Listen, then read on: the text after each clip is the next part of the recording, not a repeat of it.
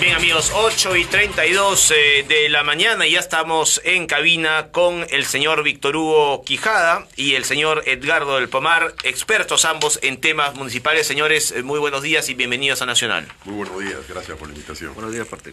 Señor del Pomar, tenemos ya, por ejemplo, en Lima a 21 candidatos y mi primera pregunta es la siguiente.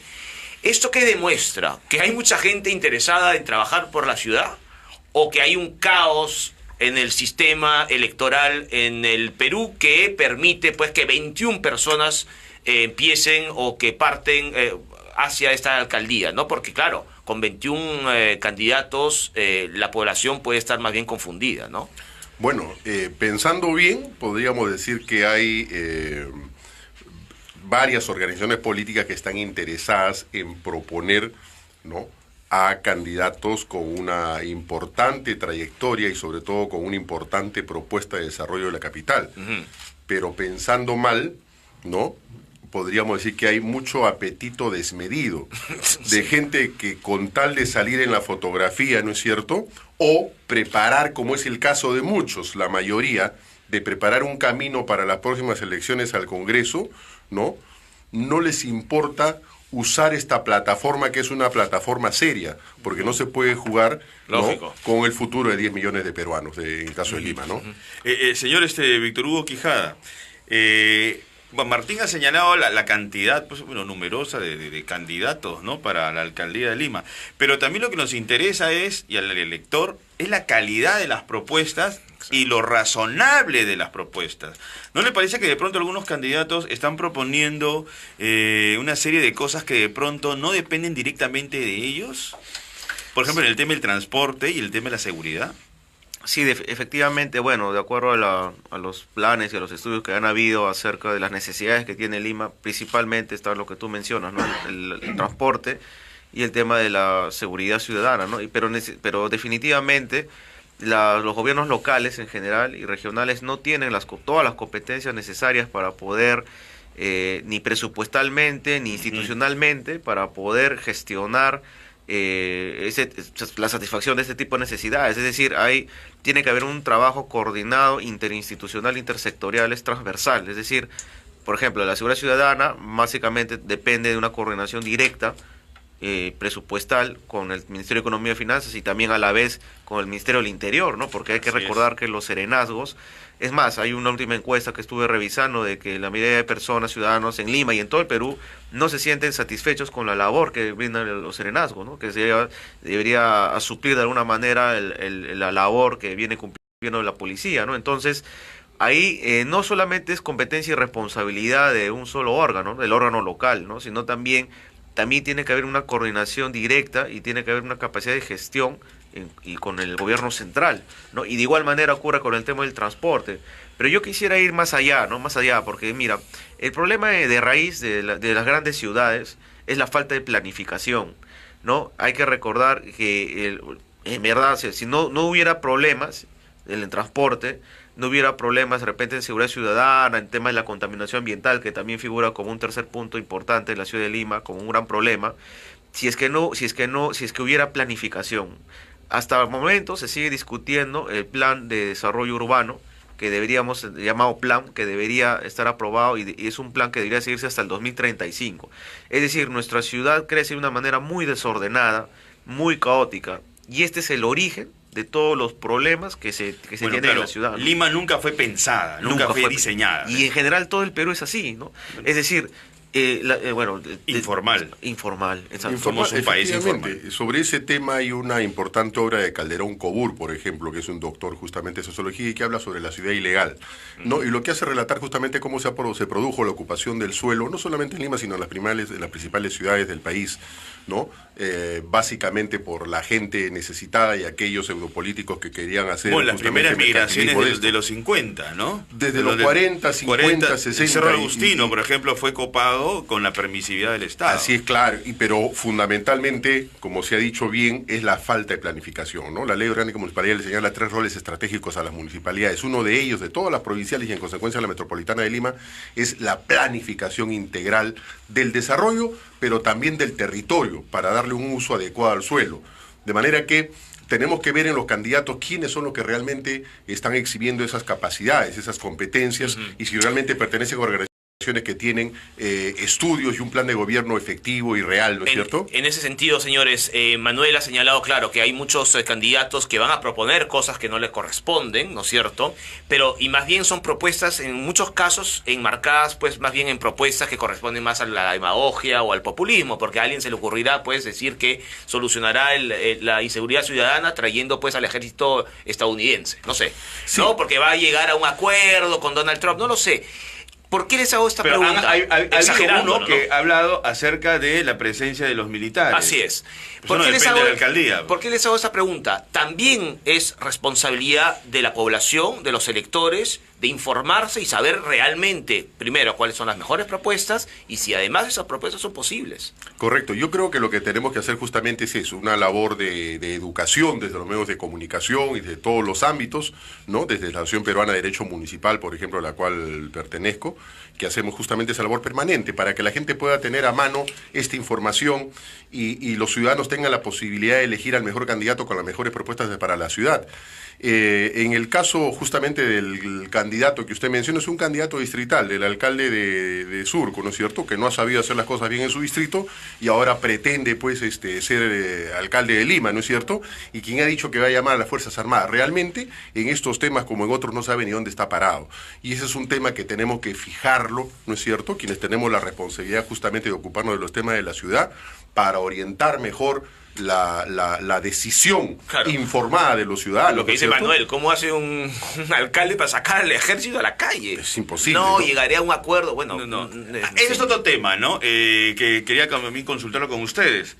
Dentro de estas propuestas, lo que ellos no mencionan es que tienen que hacer una gestión política con el gobierno central y con el Congreso, porque la Municipalidad de Lima ha perdido muchas prerrogativas.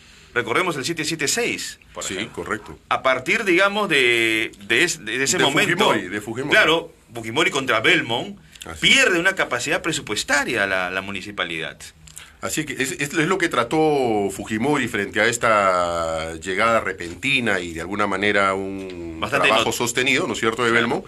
Entonces empezó a cortarle las vías de abastecimiento de recursos, a modificar justamente las normas tributarias para impedirle tener los ingresos necesarios. Y esa política la continuó durante la gestión de Alberto Andrade, por ejemplo, ¿no? Entonces hemos visto que el fujimorismo siempre ha sido una organización antimunicipalista, ¿no es cierto?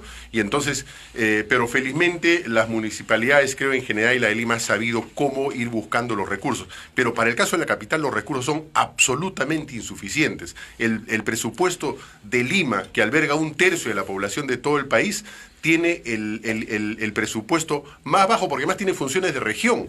Y el pliego, porque funciona como un pliego regional, como un programa, en el caso del Lima, el programa regional, también tiene un presupuesto exiguo, ¿no es cierto? Entonces, ahí se requiere, por ejemplo, la participación del gobierno nacional, porque estamos hablando de la capital de la República, ¿no? Y por eso es que el alcalde de Lima tiene que ser un gran concertador, tiene que ser un líder, alguien que muestre principio de autoridad y la capacidad de poder convocar a todos los alcaldes en la Asamblea Metropolitana para hacer las grandes obras que la ciudad demanda. Ahora, señor Víctor Hugo Quijada, en ese sentido, quienes también juegan un papel importante para el beneficio de la ciudad es el gobierno central y el Congreso.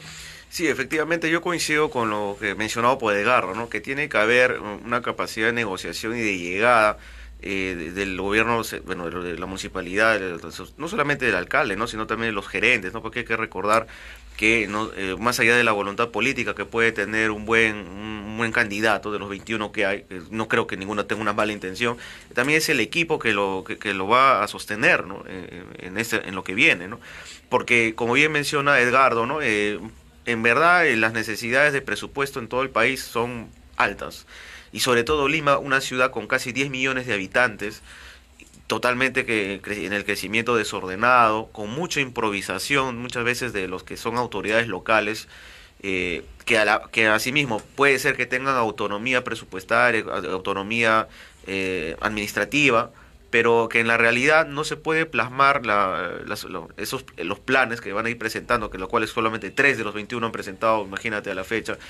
Entonces, si bien es cierto, las propuestas deben girar en torno a temas reales, pero también tiene que ver mucho con la calidad de persona que es la que está yendo, ¿no? Sobre todo en la capacitación que tenga, ¿no? Porque las calidades profesionales. Las profesionales que se tienen que y ojo, tener, ¿no? También la experiencia de gestión municipal.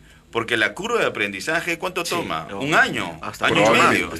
Porque imagínate, un año hasta ordenar. Depende de la persona, pues hay unos que no aprenden nunca. o aprenden malas cosas, que es lo primero que aprenden, ¿no? Amigos, son las 8:42 de la mañana, estamos con Víctor Hugo Quijada y Edgardo de Pomar, expertos en temas municipales. Señor de Pomar, ¿qué aspectos cree que van a ser clave y centrales en esta campaña electoral que ha empezado, pero no ha empezado todavía? Hay que esperar el final del Mundial. Ahí empezará realmente la campaña.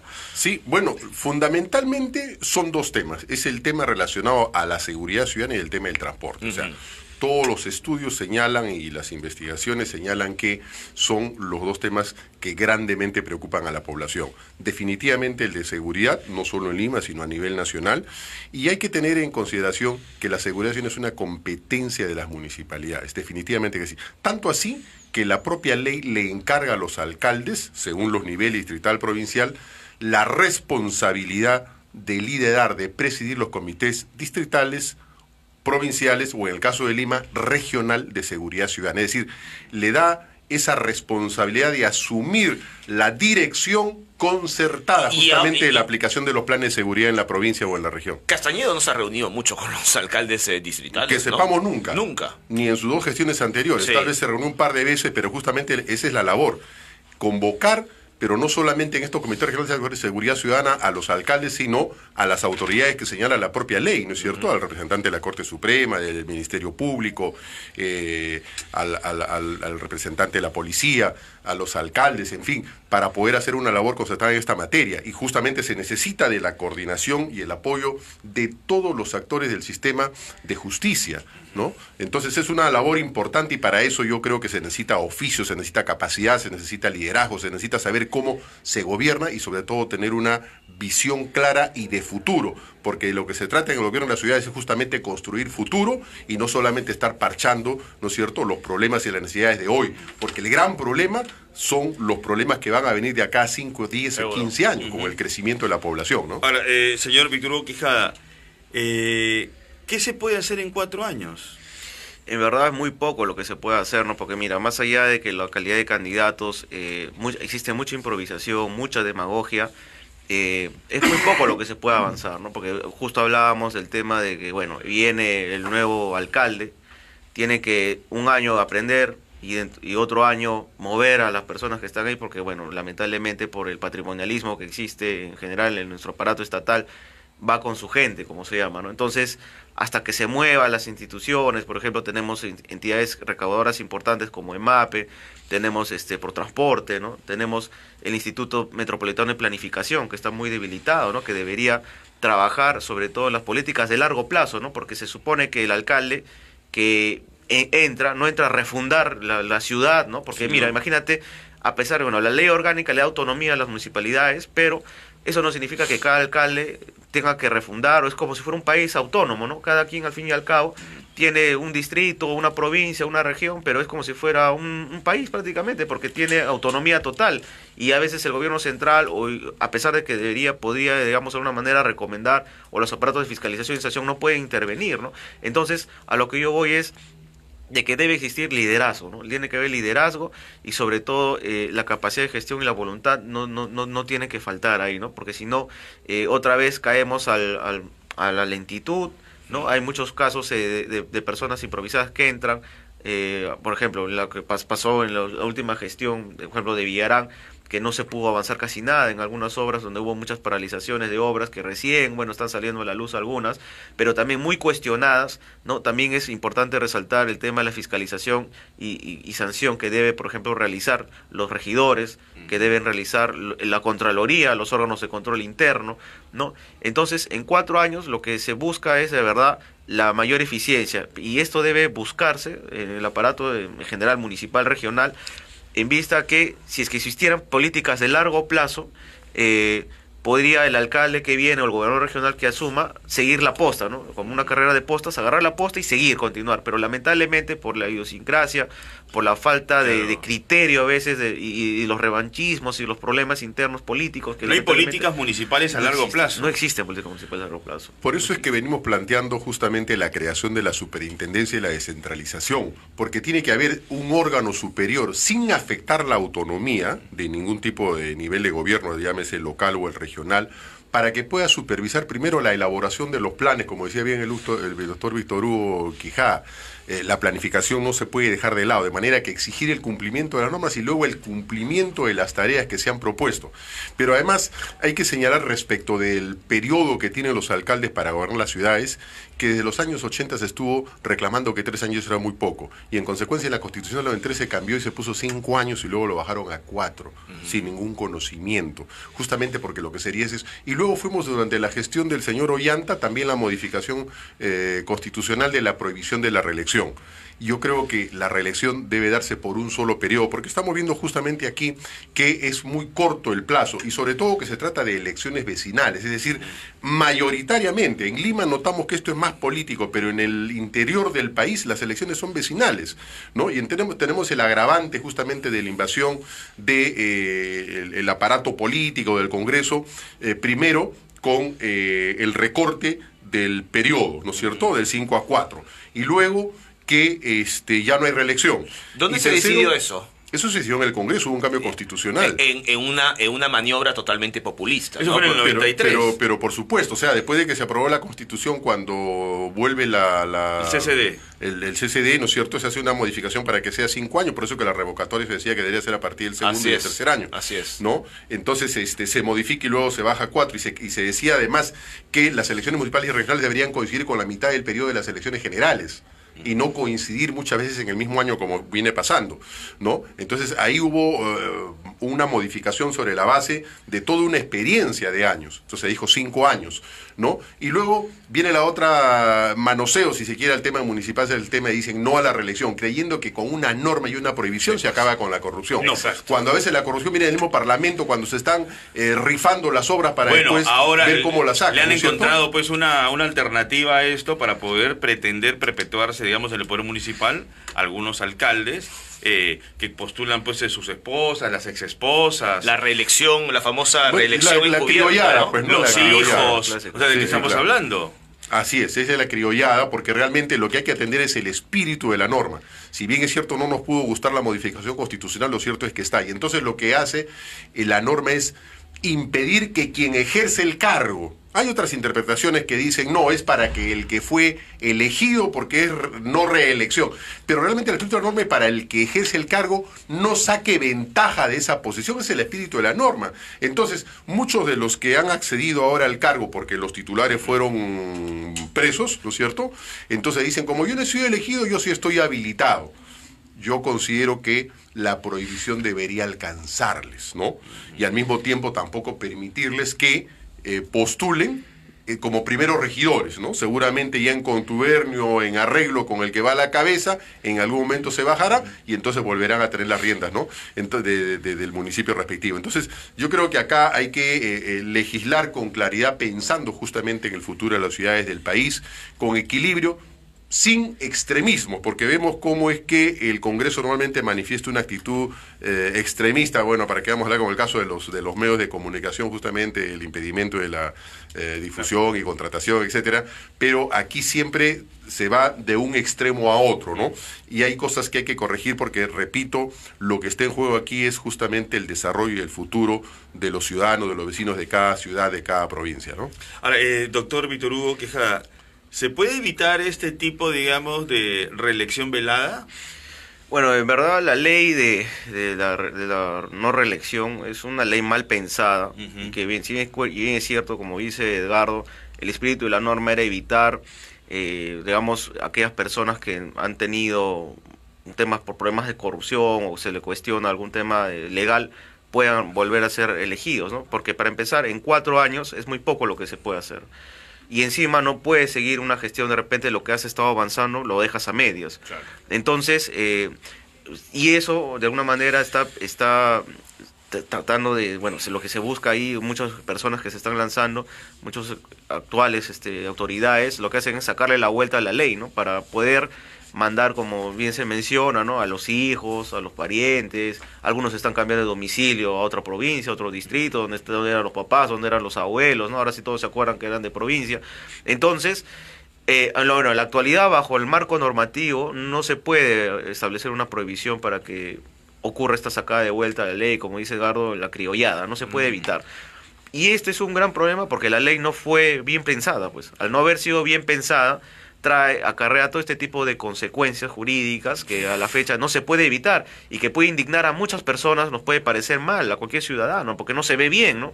No se ve bien que lancen al hijo, por ejemplo, el actual alcalde, ¿no? Que por más allá que sea un chico profesional y joven, pero no se ve bien. No se ve bien, pues, no se ve bien. No. Claro, ahora, ya estamos en los últimos minutos e instantes de la entrevista. Quería hacerle una pregunta muy puntual. ¿Qué esperan de esta campaña? ¿Esperan una campaña muy dura, muy ofensiva, muy violenta entre los candidatos? ¿O creen que por fin vamos a tener una campaña con propuestas argumentadas y bien pensadas? Bueno, realmente están coincidiendo los últimos años las campañas municipales con el Mundial, ¿no es cierto? De manera que la gente está fundamentalmente concentrada en el Mundial. La gente está muy alejada de los vaivenes de la política.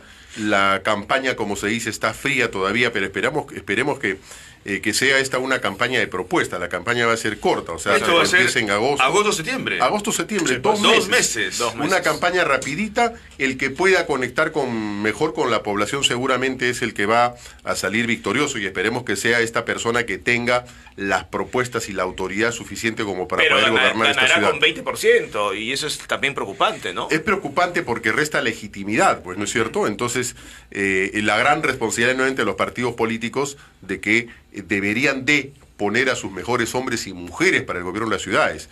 Pero estamos viendo de esta lista de 21 personas, pues, que no la mayoría muestran verdadera capacidad, ¿no? Por ejemplo, estos alcaldes distritales, que la mayoría no han hecho nada positivo en sus distritos y tienen justamente, pues, la raza, por decirlo menos, de pretender ahora ser alcaldes de la metropolitana, ¿no es cierto?, de la provincia. Entonces, esperemos realmente que sea una campaña de ideas, va a ser una campaña muy corta, y les pedimos obviamente a los ciudadanos que se informen, que busquen información en cada uno de los links de los partidos políticos para saber qué cosa con seriedad le proponen para el desarrollo y el futuro de Lima. Doctor Víctor Hugo Quijada, para terminar. Sí, bueno, coincido de verdad con lo que hablamos acá en la mesa. Se requiere realmente, va a ser una campaña rápida, ¿no? De menos de 2 meses, de repente tenemos agosto y septiembre. Sí, pues. Y básicamente, pero es importante resaltar que yo pienso que va a ser de fuerzas equiparadas realmente, porque al final la población tiene poco tiempo y tiene que informarse lo más rápido posible de acerca de sus candidatos, y va a haber muchas propuestas, porque la gente se va a marear, encima que el voto es cruzado, por ejemplo, en temas de alcaldías distritales, provinciales, región, es decir, tienes 3 cédulas para poder votar. Sí, pues va a ser complicado. Y además también es importante resaltar que el jurado ha reiterado de que está prohibidas las dádivas, ¿no? Entonces, eso de alguna manera acorta aún a aquellos que están acostumbrados a comprar votos. Y vamos a ver además muchas denuncias, sin duda alguna, Y ¿no? también tachas y denuncias. Sí. Bien, amigos, 8:55, señor Víctor Hugo Quijada y Edgardo de Pomar, muchas gracias por su visita a Nacional. Manuel, con esto vamos terminando la edición de hoy. Por cierto, lo que es aguantar durante 90 minutos y perder 2-0 en los últimos minutos. Minuto 90, gol de Coutinho. Minuto 97, gol de Neymar. 2-0 pierde Costa Rica. Después de aguantar 90 minutos, Keylor Navas, por cierto, para variar. Héroe y gran figura del partido, bueno, pero no pudo. Hasta los 90 aguantaron. 2-0, sí, pues 98 minutos. Brasil 2, Costa Rica 0. Así es. Bueno, nos reencontramos el día lunes, Martín. Ya nos reencontramos el día lunes, seguramente pues con más noticias y hablando también de lo que ha ocurrido durante el fin de semana. Sí, y preparándonos también para el partido de Perú con Australia. Efectivamente. Que todavía no acaba el Mundial para Perú. Buen día. Esto fue